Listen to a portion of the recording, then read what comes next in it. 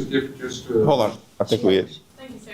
I have a question on the war in Ukraine. And Trump said in a new interview that Crimea will stay Russian. Where do you stand on that? And also, how do you see that peace can come to Ukraine? I'm going to yield to Greg Meeks as well on this, but we believe that this is a Churchill or Chamberlain moment.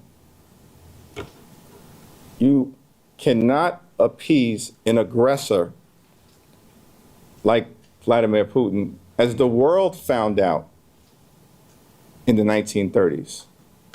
So it's a Churchill or Chamberlain moment, and you have to confront the aggressor and stand on the side of democracy, freedom, truth, the rules-based society that we've all built together with great leadership from America through NATO and great partnership with allies like Denmark.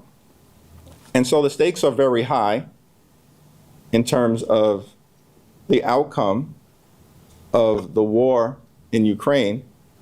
And I don't believe that we should be dictating terms to the people of Ukraine that would result in a territorial victory and a values victory for Vladimir Putin and Russia. Right? Yeah, let me just say real quickly, I'm the former chair of the House Foreign Affairs Committee.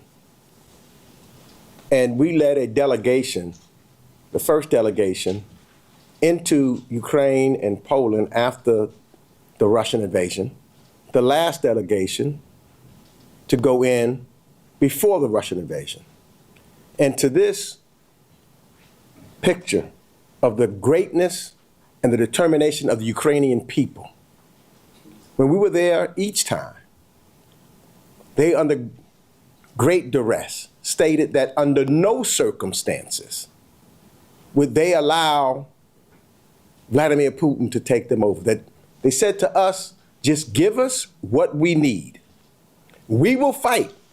You won't have to send anybody over here to fight for us.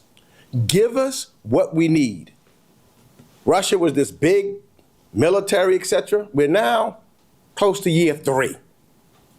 As long as we give them what they need, and I again thank the people of Denmark. When they needed F-16s, we worked together to make sure they got F-16s.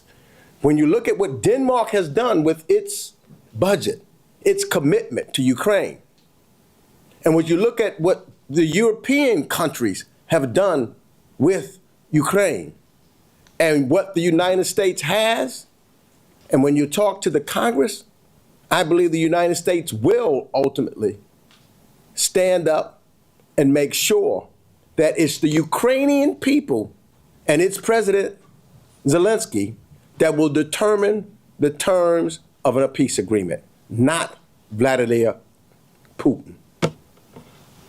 Last question.